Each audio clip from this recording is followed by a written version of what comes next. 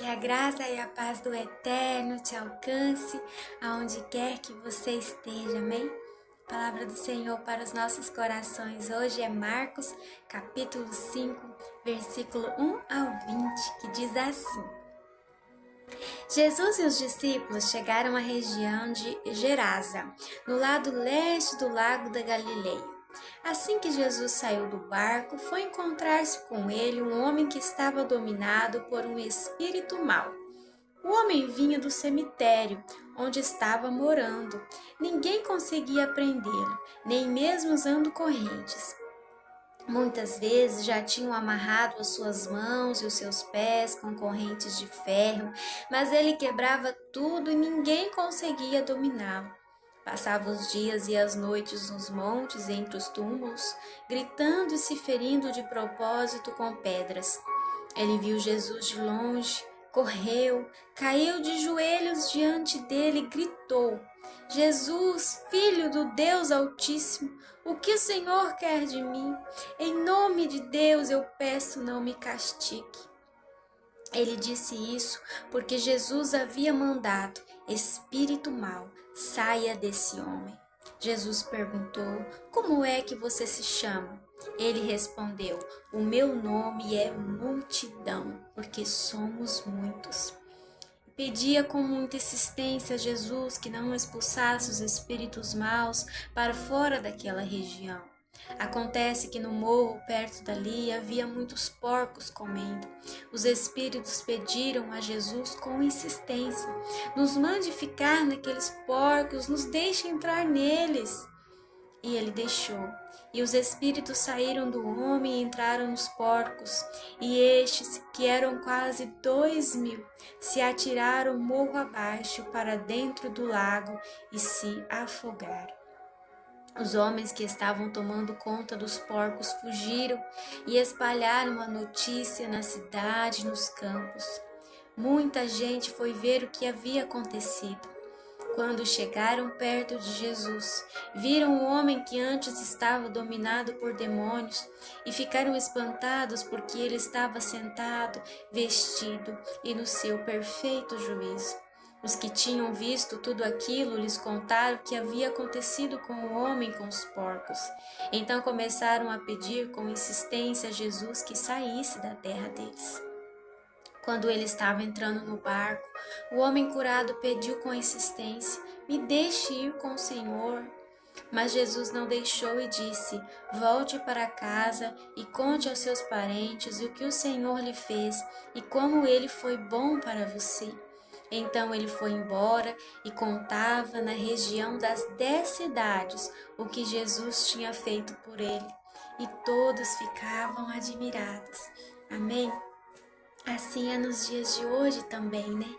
Muitos, mesmo sabendo que estão no caminho errado, mesmo sabendo que estão doentes, mesmo sabendo que estão enfermos espiritualmente, fisicamente, mesmo sabendo que vão perder a salvação, mesmo sabendo que o Deus que eles deveriam servir é o único Deus lá do céu, mesmo conhecendo a palavra, mesmo já tendo participado de um corpo numa igreja, né? Mesmo assim, essa pessoa prefere que Jesus saia, pede para que Jesus saia, vive uma vida sem Jesus, escolhe uma vida sem Jesus, sem a cura, sem o toque, sem a presença dele, para não perder outras coisas.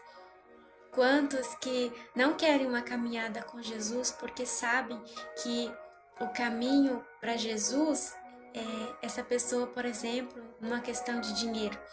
Ela sabe que quando está no caminho de Jesus, nós devemos fazer as coisas certas.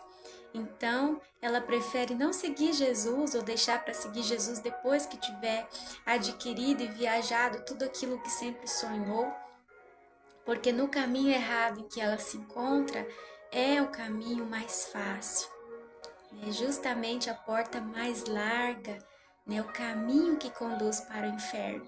mas para ela não importa, ou ela acredita que vai dar tempo dela se arrepender, mas que ela precisa experimentar as outras coisas do mundo, ela precisa saber o que é ter dinheiro, ela precisa saber o que é ter fama, ela precisa saber o que é o que tem lá fora, ela quer conhecer o mundo, ela quer conhecer outras pessoas, e ela nega a Jesus, porque o caminho que ela está é mais fácil, né?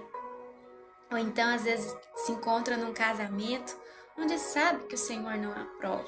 Ela tem conhecimento que o Senhor não aprova essa união, mas ainda assim ela prefere negar, acreditando que o Senhor entende que ela ama essa pessoa e que ela tem que ficar com essa pessoa e que lá no fim ele vai abraçar essa pessoa e falar: minha filha, eu entendo que o seu prazer estava acima do amor a mim e tá tudo certo. Sendo que ele deixa bem claro que nada, nem os nossos pais, nem o nosso parceiro, nada pode estar acima do amor que nós devemos ter por ele, né?